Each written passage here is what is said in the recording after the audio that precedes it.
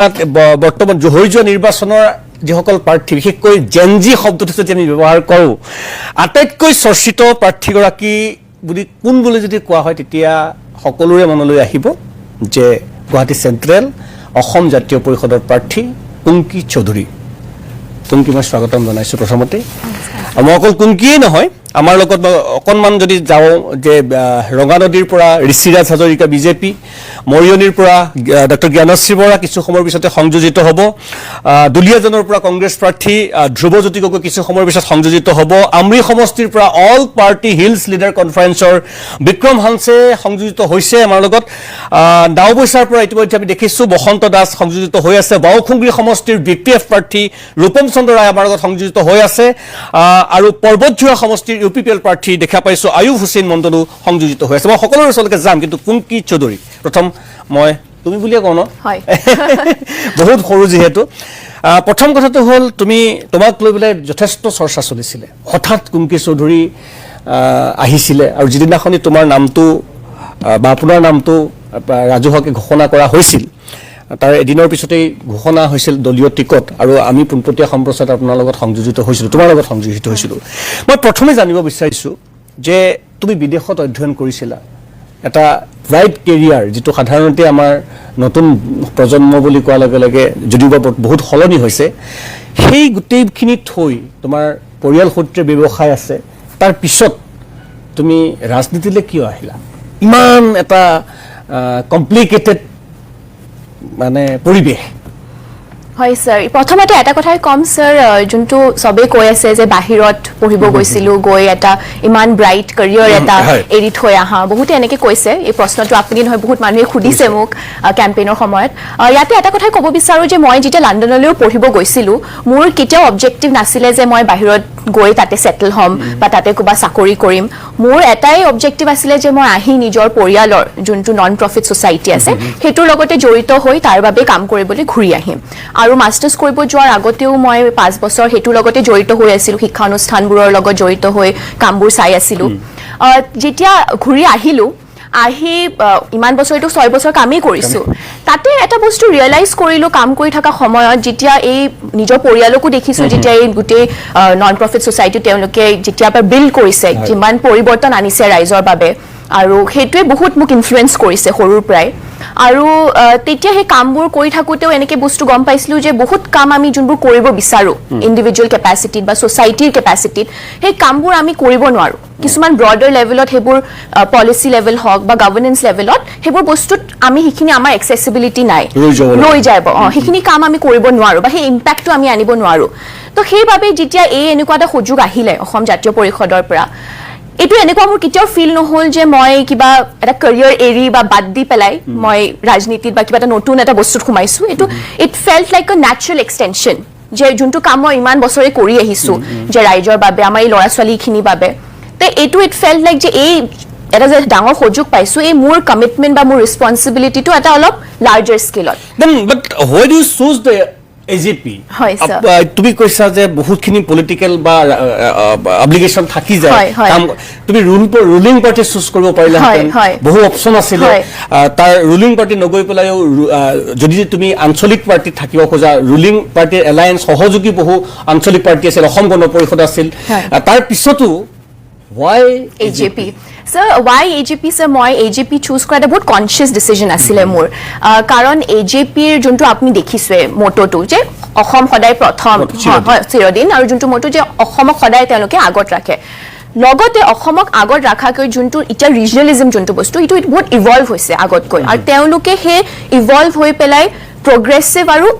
Inclusive ৰিজনেলিজম যোনটো তেওঁলোকে preach কৰে সেইটো মোৰ আইডিঅলজি আৰু মোৰ ভিজনৰ লগত মিলে। যে ৰিজনেলিজম মানে এইটোৱে নহয় যে আমাৰ নিজৰ যোনটো আইডেণ্টিটি বা কালচাৰ সেইটো প্ৰটেক্ট কৰাই নহয়, আমাৰ একেলগে আমাৰ গ্ৰ'থ হওক, আমাৰ নতুন প্ৰজন্মৰ বাবে সেই এম্পাৱাৰমেণ্টটো আনা, আৰু গোটেই আমাৰ অসমত যিমানখিনি মানুহ আছে তেওঁলোকক একেলগে লগত আগুৱাই লৈ যোৱা, সেই ভিজনটো যোনটো অসম জাতীয় পৰিষদৰ আছে সেই মোৰ নিজৰ ভিজনটোৰ লগত খুব মিলে। সেইবাবে মই এই কনচিয়াছলি, বিকজ এই বেলেঞ্চটো খুব দৰকাৰ, চ' সেইবাবে মই সেই ডিচিজনটো ল'লোঁ। হয়, মই আৰু আহিম বাৰু কেনেকুৱা লাগিলে তিতা কেহা জ্বলা মিঠা, মই অকণমান আৰু বহুখিনি লাইনত আছে অকণমান গৈ আহোঁ। মই অকণমান পোনে পোনে যাব বিচাৰিছোঁ মই কোকৰাঝাৰলৈ। বাওঁখুংগুৰি সমষ্টিৰ BPF প্ৰাৰ্থী ৰূপম চন্দ্ৰ ৰায় আমাৰ লগত সংযোজিত হৈ আছে ৰূপম ৰায় মই আপোনাক স্বাগতম জনাইছোঁ প্ৰথমতে এটা সময়ত সদৌ অসম ছাত্ৰ সন্থাৰ নেতা কৰ্মী হিচাপে পাইছিলোঁ আৰু এতিয়া BPFৰ আঞ্চলিক দল BPFৰ সদস্য হিচাপে এবাৰ বাওঁখুংগুৰি সমষ্টিত আপুনি প্ৰতিদ্বন্দ্বিতা আগবঢ়াইছে আৰু যিটো এক্সিট পোলৰ খবৰ আপুনি বিধানসভালৈ নিৰ্বাচিত হৈ অহাৰ সম্ভাৱনা যথেষ্ট বেছি মই প্ৰথমতে আপোনাৰ পৰা জানিব বিচাৰিছোঁ যে যিটো কুমকিক মই প্ৰশ্নটো কৰিছিলোঁ যে হোৱাই AJP সেই সেম প্ৰশ্নটো মই আপোনাক কৰিছোঁ হয় আপুনি কোকৰাঝাৰত আপোনাৰ ঘৰ তাৰপিছতো সোধো ছাত্ৰ সন্থাৰ মজিয়াত আছিল অসম প্ৰস্পেক্টিভত কথাখিনি ভাবিছিল তাৰপিছত হোৱাই BPF কিয় BPF আৰু BPFৰ প্ৰাৰ্থী হৈ নিৰ্বাচনত প্ৰতিদ্বন্দ্বিতা কৰি অভিজ্ঞতা কেনেকুৱা ৰূপম হয় সুনীত দা শুনি আছোঁ মই ধন্যবাদ জনাইছোঁ আপোনালৈ শুনা পাইছে আপুনি হয় ৰূপম আপুনি ক'ব পাৰে কৈ যাব পাৰে হয় ধন্যবাদ জনাইছোঁ আপোনাক আপুনি যিটো প্ৰশ্ন কৰিছে সঁচাকৈয়ে যে সদৌ অসম ছাত্ৰ সন্থাৰ লগত এদিন আগতে জড়িত হৈ আছিলোঁ আৰু অসমখনৰ কথা চিন্তা কৰিছোঁ আৰু আজিও অসমখনৰ কথাই চিন্তা কৰি আছোঁ কিন্তু যিহেতু আপোনালোকে জানে যে BTCৰ পৰিৱেশটো অলপ সুকীয়া আৰু BTCক অকণমান সকলোৱে সুকীয়াভাৱে চায় এই ক্ষেত্ৰত আপুনি যদি চাবলৈ যায় BTC প্ৰধান হাগ্ৰামা মহিলাই ডাঙৰীয়াই BTCখনক নতুনকৈ গঢ়িব বিচাৰিছে আগতে আপোনালোকে জানে BTCখন তেওঁৰে নেতৃত্বতে BTC সৃষ্টি হৈছিলে ইয়াত বসবাস কৰা সকলো জাতি জনগোষ্ঠীক তেখেতে আগবঢ়াই লৈ গৈ BTCখন সুন্দৰ এটা পৰিৱেশত ৰাখিছিলে আৰু এইবেলি যেতিয়া তেওঁৰ ক্ষেত্ৰৰ চৰকাৰ আহিলে তেখেতে খুব সুন্দৰভাৱে ইয়াত বসবাস কৰা প্ৰতিটো জাতি জনগোষ্ঠীক একেলগে আগবঢ়াই লৈ গৈ এখন নতুন BTC তেখেতে গঢ়িব বিচাৰিছে আৰু এই ক্ষেত্ৰত মই সহযাত্ৰী হ'বলৈ ওলাই আহিছোঁ কাৰণ দেখিছোঁ যিটো দলে সকলো জাতি জনগোষ্ঠীক BTCখনত আগবঢ়াই লৈ যাব বিচাৰিছে তেখেতৰ লগত কাম কৰিব পাৰিলে এই দলটোৰ লগত কাম কৰিব পাৰিলে ইয়াত বসবাস কৰা প্ৰতিটো জাতি জনগোষ্ঠীক আমি আগবঢ়াই লৈ যাব পাৰিম ইয়াৰ সৰ্বাংগীন উন্নয়ন কৰিব পাৰিম আৰু হাগ্ৰামা মহিলাই ডাঙৰীয়াৰ যি প্ৰচেষ্টা যে ইয়াত থকা সকলোকে একেথৰে আগবঢ়াই লৈ যাব লাগে আৰু সেই ক্ষেত্ৰত মই সমভাগী হ'বলৈ আহিছোঁ আৰু এইবেলি আপুনি কোৱাৰ নিচিনাকৈ বাওঁখুংগুৰি সমষ্টিৰ ৰাইজে যথেষ্ট মোক মৰম ভাল পোৱা দিছে নিজৰ ল'ৰা হিচাপে তেওঁলোকে আঁকোৱালি লৈছে এই অঞ্চলৰ ৰাইজে ভাই বন্ধু হিচাপে আঁকোৱালি লৈছে আৰু এই ক্ষেত্ৰত আমি আশাবাদী আমি একেলগে ৰাইজৰ আগন্তুক দিনত কাম কৰিব পাৰিম নিশ্চয় ৰূপম মই আকৌ যাওঁ আপোনাৰ ওচৰলৈ মই অকণমান নাওবৈচালৈ যাব ক্ষমা কৰিব ৰঙা নদীলৈ যাব বিচাৰিছোঁ ঋষিৰাজ হাজৰিকা এইবাৰ নিৰ্বাচনত আটাইতকৈ বেছি চৰ্চিত যিসকল প্ৰাৰ্থী আছিল তাৰ ভিতৰত ঋষিৰাজ হাজৰিকা আপুনি অন্যতম অত্যন্ত বেছি চৰ্চিত বিভিন্ন ক্ষেত্ৰত চৰ্চিত বহুলভাৱে চৰ্চিত ঋষিৰাজ হাজৰিকা ৰঙানদী সমষ্টিৰ প্ৰাৰ্থী এতিয়া মোৰ প্ৰথম প্ৰশ্নটো হ'ল কেনেকুৱা অভিজ্ঞতা কেনেকুৱা জ্বলা তিতা মিঠা কেহা ৰাজনৈতিক জীৱনৰ প্ৰথমটো ধাপত সক্ৰিয় ৰাজনীতি নিৰ্বাচনত প্ৰত্যক্ষ নিৰ্বাচনত অংশগ্ৰহণ কৰি ঋষি হয় দাদা প্ৰথমে আপোনাক ধন্যবাদ জনাইছোঁ বিশেষকৈ আমাৰ দৰে এটা মধ্যবিত্ত পৰিয়ালত জন্মগ্ৰহণ কৰা ল'ৰা হিচাপে কাৰণ আপুনি জানে যে মোৰ মা এগৰাকী LP স্কুলৰ শিক্ষক আছিল আৰু মোৰ দেউতাও এটা খুব এজন মানে শিক্ষাৰ লগত জড়িত এজন ব্যক্তি আছিল কৃষিৰ ক্ষেত্ৰত তো আমি এটা মধ্যবিত্ত পৰিয়ালত জন্মগ্ৰহণ কৰা ল'ৰা হিচাপে যেতিয়া আমাক ভাৰতীয় জনতা পাৰ্টিৰ দৰে এটা বিশ্বৰ সৰ্বাধিককৈ ডাঙৰ ৰাজনৈতিক দল বুলি যাক কোৱা হয় সেই দলৰ প্ৰাৰ্থী হিচাপে যেতিয়া আমাক আগবঢ়োৱা যায় আমাৰ কাৰণে গৌৰৱৰ বিষয় কিন্তু এতিয়া আপুনি যিহেতু সুধিছে যে মোৰ অভিজ্ঞতা মই ৰঙানদীত নিৰ্বাচনটো আচলতে এটা উৎসৱমূলক পৰিৱেশ এটা উৎসৱৰ দৰে এটা পৰিৱেশ মই দেখিবলৈ পাইছিলোঁ যেতিয়া মই টিকট লৈ যেতিয়া ৰঙানদীৰ পৰা গুৱাহাটীৰ পৰা মই যেতিয়া ৰঙানদী সোমাইছিলোঁ আমাৰ পথালি পাহাৰৰ পৰা মোৰ গৃহলৈকে প্ৰায় আধা ঘণ্টা সময় লাগে খুব বেছিছে বেছি সেই আধা ঘণ্টা সময় ৰাইজৰ মৰম আশীৰ্বাদত মই টিকট লৈ যোৱাৰ দিনাখনি প্ৰায় 8.5 ঘণ্টা সময় লাগিছিল তো ইয়াত মোৰ স্বতঃস্ফূৰ্তভাৱে মোৰ আই মাতৃসকল মোৰ জ্যেষ্ঠসকল মোৰ ককাইদেউসকল মোৰ পিতৃসকল ওলাই আহিছিলে নিজৰ ল'ৰাটোক আশীৰ্বাদ দিবৰ কাৰণে আপুনি যদি দেখায় যে গোটেই ইলেকশ্যনৰ সম্পূৰ্ণ ইলেকশ্যন প্ৰক্ৰিয়াটোত ৰাইজৰ যি স্বতঃস্ফূৰ্ত অংশগ্ৰহণ আছিলে এই অংশগ্ৰহণে বুজাব পৰা যায় যে ক'ৰবাত ৰাজনীতিৰ ঊৰ্ধত গৈ ৰাইজে আশীৰ্বাদ দিবৰ কাৰণে নতুন আশা লৈ যেন আমাৰ ওচৰলৈ আহিছিল বা আমাক লগত লৈ আগবাঢ়িছিল আৰু ক'ৰবাত তেওঁলোকে আমাৰ মাজত এটা নতুন সপোন দেখা পাইছিল যে এই ল'ৰাজনে অন্তত, কাৰণ আপুনি জানে যে যোৱা 8টা বছৰে মই নেতা হিচাপে নহয় বেটা হিচাপে সেৱা আগবঢ়াইছিলোঁ। সেয়া আপুনি বানপানীয়ে হওক বা যিকোনো বিভিন্ন ধৰণৰ সমস্যাই হওক, যেতিয়া যিকোনো সমস্যা এটা আমাৰ ওচৰলৈ আহে, আমি ৰাজনৈতিক দৃষ্টিকোণেৰে নহয়, আমি সামাজিক দৃষ্টিকোণেৰে আমি নৈতিক দায়িত্ব হিচাপে পালন কৰি সদায় সেইবোৰ সমস্যা সমাধান কৰিবৰ কাৰণে চেষ্টা কৰোঁ। বহু লোকে কয় যে ঋষিৰাজ হাজৰিকাই কেনেকৈ সম্ভৱ কৰিব পাৰে, ক'ত পইচা পায়, এনেকুৱা বহু প্ৰশ্ন সোধে। কিন্তু আমি ক'ব বিচাৰোঁ যে মানুহৰ যদি কাম কৰা সদিচ্ছা থাকে, সকলোতে ধনেই কেৱল একমাত্ৰ উপাদান হ'ব নোৱাৰে। আমি এনেকুৱা বহু আছে যে আমি মুখ্যমন্ত্ৰী সাহায্য পুঁজিৰ জৰিয়তে প্ৰায়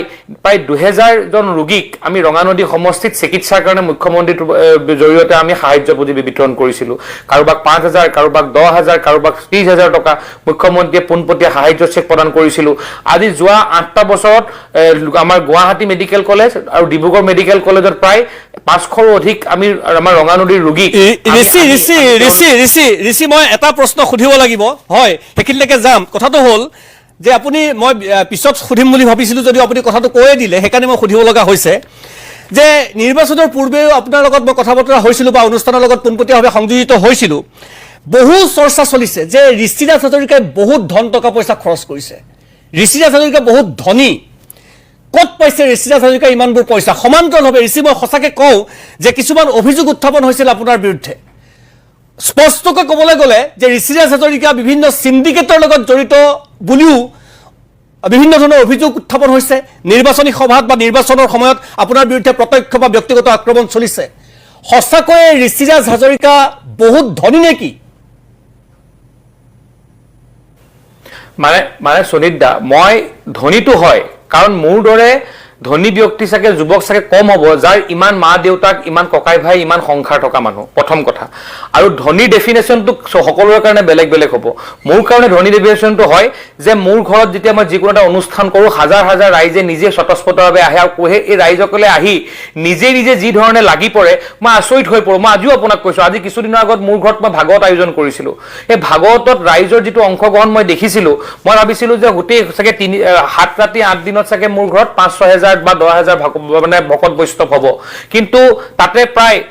80,000ৰো অধিক ৰাইজৰ উপস্থিতিয়ে মোক যি ব্যৱস্থা, উপস্থিতিয়ে যি পৰিৱেশ নিৰ্মাণ কৰিছিলে, আৰু মই নিজেই আপোনাক কৈছোঁ যে তাত এনেকুৱা ধৰণৰ ব্যৱস্থা মই দেখিছিলোঁ। কোনে ক'ৰ পৰা আহি চাহ বনাই আছে, কোনোবাই ভাত খুৱাই আছে, ভাতৰ বস্তুনো ক'ৰ পৰা আহিছে মই এইবোৰ নাজানো। কোনে আহি ঝাৰু মাৰি আছে, মোৰ ঘৰত চাফা কেনেকৈ হৈছে মই নাজানো। মই আপোনাক কৈছোঁ যে ৰঙানদীবাসী ৰাইজ মোৰ কাৰণে সঁচাকৈ ভগৱান তুল্য, কাৰণ যেতিয়াই মই যেনেকৈ ধৰণে যি ভাবিছোঁ সদায় ৰঙানদীবাসী ৰাইজে কৰিছে। আপুনি এটা প্ৰশ্ন সুধিছে যে মোক বাৰে বাৰে বিভিন্ন ধৰণৰ চিণ্ডিকেটৰ ওপৰত বা বিভিন্ন ধৰণৰ হেৰিৰ ওপৰত মোক টাৰ্গেট কৰিব বিচাৰে। মই প্ৰত্যাহ্বান জনাইছোঁ, মই ৰাজনৈতিক জীৱনৰ লগতে মই সামাজিক জীৱন ত্যাগ কৰি দিম তেওঁলোকে তথ্য ভিত্তিত মোক যদি কেতিয়াবা যদি মোক উপস্থাপন কৰিব পাৰে, ৰাজহুৱা দৰবাৰ হওক, প্ৰতিদিন টাইমৰ ষ্টুডিঅ' হওক, মই তেওঁলোকক প্ৰত্যাহ্বান জনাইছোঁ তেওঁলোকে তথ্য সহকাৰে আমাক উপস্থাপন কৰা। আপুনি জানে যিসকলে মোৰ এই কথাবোৰৰ ওপৰত তথ্য কৰিছিলে তেওঁলোকক ইতিমধ্যে মই মাননীয় মহামান্য আদালতত মই গোচৰ তৰি থৈছোঁ। আৰু মই কৈছোঁৱে, মই প্ৰত্যাহ্বান জনাইছোঁ, মই হিন্দু সনাতনী সভ্যতাক বিশ্বাস কৰা, শ্ৰীমন্ত শংকৰদেৱ গুৰুজনাক বিশ্বাস কৰা এজন যুৱক। মই খাব নাপালেও মই চোৱা নেচেলেকো। আৰু মই সেইকাৰণে কৈছোঁ যে মই প্ৰত্যাহ্বান জনাইছোঁ তেওঁলোকক যে গালি পাৰিব লাগে কাৰণে গালি পাৰিলে প্ৰতিটো মুহূৰ্তত সহ্য কৰি থাকিম এনেকুৱা নহয়, ক'ব আমিও পাৰোঁ। কিন্তু আমি শালীনতা বুজি পাওঁ, আমি মানুহক সমালোচনা কৰিব লাগে কাৰণেই নকৰোঁ। আমাৰ কথাটো হৈছে যদি মোৰ ওপৰত কিবা তথ্য আছে মই প্ৰত্যাহ্বান জনাইছোঁ। আপুনি কাইলৈ মই সুনীত দাৰ ওপৰত মন যাব, মই সুনীত দাৰ ওপৰত 10টা মই আপোনাৰ ওপৰত অভিযোগ লৈ আনিম, কিন্তু সেই অভিযোগ তথ্যভিত্তিক হ'ব লাগিব। আজি তথ্যভিত্তিক হ'ব লাগে। আজি তাৰিখলৈকে তেওঁলোকে কিয় তথ্যভিত্তিক কিবা এটা মোক দাঙি ধৰিব নাই। মই প্ৰত্যাহ্বান জনাইছোঁ সুনীত দা, আপোনাৰ টক শ্ব' হওক, আপোনাৰ ষ্টুডিঅ' হওক, মই আহিবলৈ প্ৰস্তুত আছোঁ আৰু মোক তেওঁলোকক মই প্ৰত্যাহ্বান জনাইছোঁ। মই সামাজিক জীৱন ত্যাগ কৰিম, মই ৰাজহুৱা জীৱন ত্যাগ কৰি দিম যদি তেওঁলোকে মোক তেনেকুৱা ধৰণৰ কোনোবা কাৰ্যৰ লগত মোক জড়িত মোক যদি ব্যৱস্থা। আৰু এইখন ডক্টৰ হিমন্ত বিশ্ব শৰ্মা ডাঙৰীয়াৰ নেতৃত্বত চলা এখন চৰকাৰ। মই নাভাবোঁ ইয়াত ঋষিৰাজ হাজৰিকাটো বাদেই দিয়ক, ইয়াত যদি কোনোবা ডাঙৰ নেতায়ো যদি কিছু দুৰ্নীতিৰ লগত জড়িত থাকে তেওঁ অকণমানো সহানুভূতিৰ চকুৰে চাব বুলি মই নাভাবোঁ। আৰু মই বিশ্বাস কৰোঁ যে আজি মাৰ্ক জুকাৰবাৰ্গক যদি কম বয়সত কিয় ধনী হলি বুলি যদি প্ৰশ্ন কৰিলেহেঁতেন হয়তো আমি মাৰ্ক জুকাৰবাৰ্গক নাপালোহেঁতেন। আজি ধীৰুভাই আম্বানীক যদি লখিমপুৰ ৰঙানদীত জন্ম হ'লহেঁতেন, ৰঙানদীৰ বা লখিমপুৰ এচাম ব্যক্তিয়ে যদি সুধিলে হয় যে ধীৰুভাই আম্বানী ইমান কম বয়সত ধনী কি হ'ব, আমি হয়তো ধীৰুভাই আম্বানীক নাপালোহেঁতেন। মই ক'ব বিচাৰোঁ যে যদি মোৰ উৎসৱ, যদি মই যদি LP স্কুলৰ শিক্ষকৰ ল'ৰা হৈ মই যদি কাম কৰি ধনী হোৱাটো যদি মোৰ ভুল হৈছে তেনেকুৱা ধনী মই প্ৰত্যেকজন দুখীয়া দৰিদ্ৰ ঘৰত জন্মগ্ৰহণ কৰা ল'ৰাক কৈছো তেনেকুৱা লোকক প্ৰত্যাহ্বান জনাই প্ৰত্যেকে আহিবলগীয়া সময়ত আৰ্থিকভাৱে সবল হ'বৰ কাৰণে সংকল্প হ'ব লাগে তেওঁলোকে ক'ব বিচাৰে এছাম ব্যক্তিয়ে ক'ব বিচাৰে যে দুখীয়া দৰিদ্ৰ ঘৰত জন্মগ্ৰহণ কৰা ল'ৰাজনৰ তেওঁ আহিবলগীয়া সময়ত ধনী হোৱাৰ তেখেতৰ অধিকাৰ নাই মই কৈছো যে আহিবলগীয়া সময়ত ৰঙা নদীৰ প্ৰত্যেকজন দিন হাজিৰা কৰা প্ৰত্যেকজন খেতি কৰা ঘৰ ককাই ঘৰ মোৰ জন্ম হোৱা প্ৰত্যেকজন ল'ৰাই আহিবলগীয়া সময়ত আৰ্থিকভাৱে সবল হ'ব কোনো ধনী ব্যক্তিয়ে কোনো পুঁজিপতিয়ে তেওঁলোকক হেঁচা মাৰি ধৰিব নোৱাৰে তাক মই প্ৰত্যাহ্বান জনাইছো নিশ্চয় নিশ্চয় ঋষি লাইনত থাকক মই পুনৰ আপোনাৰ ওচৰলৈ যাম ৰাজনীতিৰ কথা কিছু পাতিব লাগিব মই অকণমান বসন্ত দাস আপোনাৰ এই ৰঙা নদীৰে কাষৰীয়া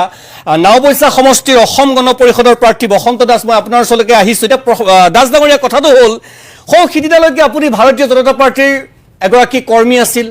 নেতা বুলিয়েই কওঁ নেতা আছিল কিন্তু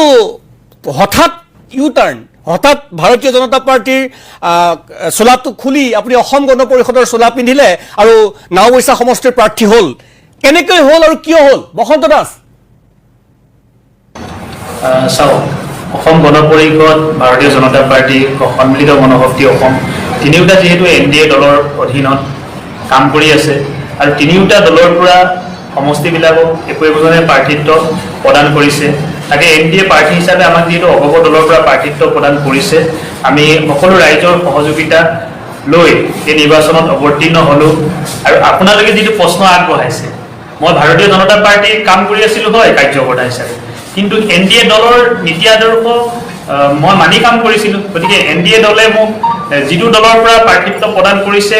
মই সেই দলটোৰ পৰাই প্ৰতিদ্বন্দ্বিতা আগবঢ়াইছোঁ এইটো নহয় যে মই অগপ বিজেপি সন্মিলিত গণশক্তি বেলেগ বেলেগ দল তিনিওটা মিলিয়ে NDA দল হৈছে গতিকে অগপ দলৰ পৰা প্ৰাৰ্থিত্ব আগবঢ়োৱাত সকলো ৰাইজে সহযোগিতা কৰিছে আৰু NDA প্ৰাৰ্থী হিচাপে এইবাৰ আমাক জয়যুক্ত কৰাৰ ৰাইজে সংকল্পবদ্ধ হৈছে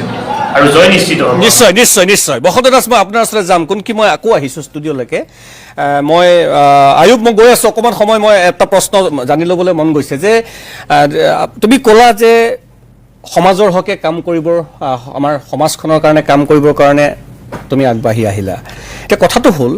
যেতিয়া সামাজিকভাৱে কাম কৰা হয় তেতিয়া নিজৰ এটা সিদ্ধান্ত সম্পূৰ্ণৰূপে নিজৰ ওপৰত থাকে যে মই কেনেকৈ কাম কৰিম কেনেকৈ কৰি যাম কিন্তু যেতিয়া ৰাজনীতিলৈ অহা যায় তেতিয়া বহু কথা বতৰা আহিল মই খুব স্পষ্টভাৱে কৈছোঁ যে অসমৰ ৰাজনৈতিক প্ৰেক্ষাপটত যোৱা বিধানসভা নিৰ্বাচনত তোমাক লৈ যি ধৰণৰ পৰিৱেশ এটা সৃষ্টি হৈছিল আচলতে হ'ব নালাগিছিল সেই ৰাজনীতিটো আচলতে কোনেও নিবিচাৰে মই নতুন প্ৰজন্ম পুৰণা প্ৰজন্ম বুলি নকওঁ ৰাজনৈতিকভাৱে সচেতন কনচিয়াছ কোনো চিটিজেন কোনো নাগৰিকে সেই ধৰণৰ ৰাজনীতি নিবিচাৰে কোন কি ক'ত কিয় এই ধৰণৰ নহয় ইছ্যু বেছ কোনে কি কৰিব খোজে সেই ৰাজনীতিটো বিচাৰে হঠাৎ আহি পেলাই যেতিয়া সেই কি বুলি ক'ম সেই বেৰাটোৰ মাজত সোমাই যোৱা হ'ল দিনে ৰাতিয়ে কথা বতৰাবিলাক আহিব লগা হ'ল সেইটো অভাৰকাম কেনেকৈ কৰা গ'ল স্যাৰ এইটোৱে প্ৰথমতে মই এটা কথা ক'ব বিচাৰো স্যাৰ যেতিয়া সোমাইছিলোঁ এটা বহুত চাৰ্টিনিটি লৈ সোমাইছিলোঁ আৰু নিজেও একেবাৰে নতুন কেতিয়াও ৰাজনীতি কৰা নাই মোৰ পৰিয়ালৰ 5টা জেনেৰেশ্যনে কোনো ৰাজনীতিত নাই যেতিয়া সোমাইছিলোঁ এটা চাৰ্টিনিটি লৈ সোমাইছিলোঁ আৰু খুব ষ্ট্ৰেইট ফৰৱাৰ্ড থিংকিং আছিলে মোৰো যে নাই কিবা যদি আমি এটা ভাল ভিজন লৈ আহিছোঁ ঠিক ইণ্টেনশ্যন লৈ আহিছোঁ ভাল উদ্দেশ্য লৈ আহিছোঁ কাম কৰিবলৈ সমাজৰ বাবে তে সেনেকুৱা ভাবোঁ যে নাই সেনেকৈ আমি কামটো কৰিলে চিধা চিধি কামটো সেনেকৈ হ'ব কিন্তু যেতিয়া গ্ৰাউণ্ডত মই নিজে গ'লোঁ কেম্পেইন কৰিবলৈ তাতে আহি গম পালোঁ যে এই বস্তুটো ইমান চিধা সৰল নহয় বহুত কমপ্লেক্স বহুত লেয়াৰ্ছ আছে তাতে মানুহৰ ভাৱনাই আপুনি ধৰক বা তাৰে পৰিস্থিতি যোনটো লোকেল কনটেক্সটে আপুনি ধৰক তাতে বহুত লেয়াৰ্ছ আছে তো সেই চাৰ্টিনিটিটো মই নিশ্চয় মই সেইটো মানে মই গম পালোঁ যে নাই এইটো খুবেই কমপ্লেক্স নহ'ব আৰু মানে সেই যোনটো জোশ লৈ আহিছিলোঁ যে নাই আহি চিষ্টেম বদলাই দিম চব চেঞ্জ কৰি দিম সেইটো এটা থাকে আৰু কিন্তু সেই জোশটো হেৰুৱা নাই এতিয়াও আছে কিন্তু এতিয়াও বহুত শিকিব আছে যে সেই লেয়াৰ্ছবোৰ আমি এতিয়া যিহেতু একেবাৰে নতুন মই আহিছোঁ সেই লাহে লাহে সেই বস্তুবোৰ শিকিম আৰু যিহেতু এতিয়া এটা পাৰ্টিৰ তলত আছোঁ আৰু যিহেতু মিত্ৰজোঁট দলৰ তলত আছোঁ সবে আছে গাইড কৰিবলৈ সো সেই শিকিবলৈ আহিছোঁ আৰু বাকি যোনখিনি আপুনি ক'লে যে আহি যোনখিনি কথা হ'ল মোৰ লগত এই তিতা কেহা বস্তুখিনি সেইখিনি স্যাৰ এটা কথাই ক'ম যে মোৰ ৰেজিলিয়েন্সটো সদায় আগৰ পৰাই আছিলে মোৰ আগৰ পৰাই মই যেতিয়া কামো কৰিছিলোঁ মোৰ সেই ৰেজিলিয়েন্সটো সদায় আছিলে আৰু যেতিয়া এইবাৰো যেতিয়া আহি এটা নতুন এনেকুৱা এটা জেগাত সোমালোঁ প্লেটফৰ্ম এটাত হয় ষ্ট্ৰাগলছটো চব জাৰ্নিতে আহিব তো ইয়াতেও এক্সপেক্ট কৰিছিলোঁৱে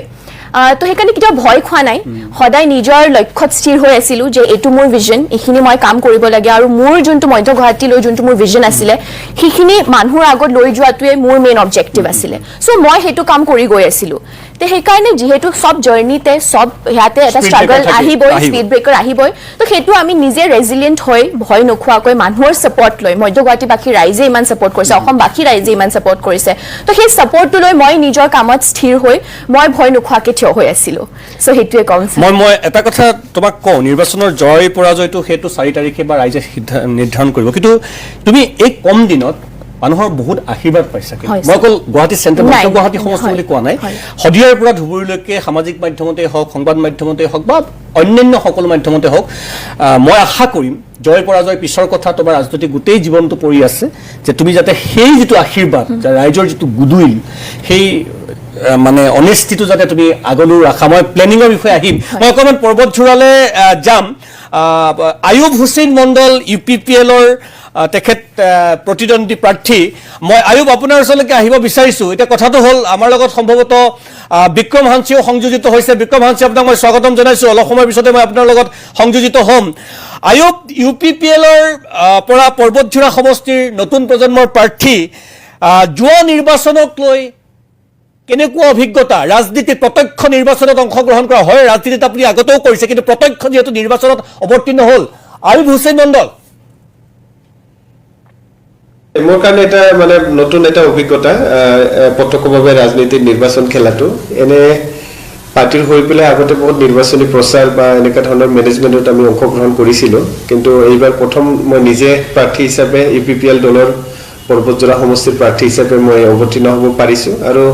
সুন্দৰ এটা অভিজ্ঞতা পালোঁ তাতে ইয়াতে আমাৰ মানে যিকেইটা দলবিলাক আছিলে সববিলাকৰে মানে নিৰ্বাচনী প্ৰচাৰবিলাক চালোঁ মোৰবিলাকতো মই বহুত সুন্দৰকৈ নিৰ্বাচনী প্ৰচাৰটো লৈ গ'লোঁ ইয়াতে মানে কোনো ধৰণৰ আমাৰ সমষ্টিটোত আপোনালোকে কোনো ধৰণৰ হিংসা দেখিবলৈ পোৱা নাই এইটো আপোনালোকে হয়তো লক্ষ্য কৰিছে আৰু বাকীবিলাক চব বস্তু সুন্দৰকৈ গৈছে এতিয়া 4 তাৰিখৰ কাৰণে অপেক্ষা কৰি আছোঁ